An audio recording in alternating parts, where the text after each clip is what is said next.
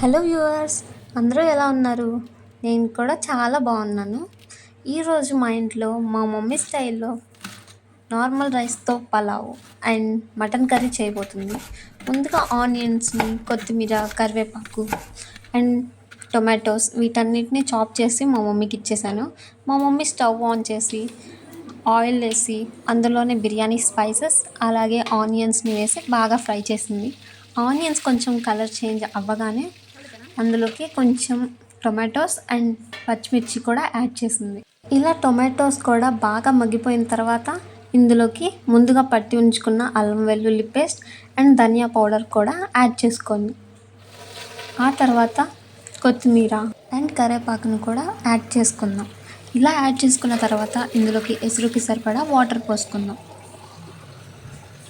ఇలా బాగా వాటర్ పోసేసిన తర్వాత మూత పెట్టుకొని ఒక 10 మినిట్స్ 15 మినిట్స్ అలా వదిలేస్తే ఇలా వాటర్ మరిగిపోతూ ఉంటాయి. ఇలా మరిగేటప్పుడు అందులోకి రైస్ని యాడ్ చేస్తే ఒక 15 to 20 మినిట్స్ లోపే మనకు పలావ్ అనేది కుక్ అయిపోతుంది. ఇప్పుడు మటన్ కర్రీ ఎలా చేసుకోవాలో చూద్దాం.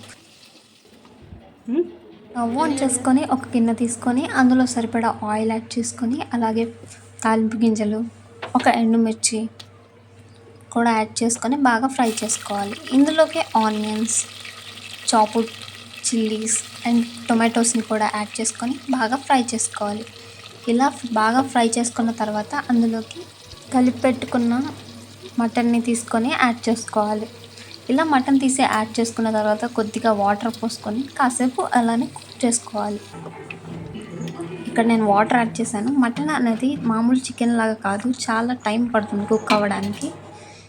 ఇలా మటన్లో వాటర్ అంతా పీల్చుకున్న తర్వాత కొత్తిమీర, కరివేపాకు, ధనియా పౌడర్, అల్లం వెల్లుల్లి పేస్ట్ అండ్ కొత్తిమీర కూడా యాడ్ చేసుకొని ఆ తర్వాత సర్వ్ చేసుకొని తింటే అదిరిపోయింది. Thanks for watching.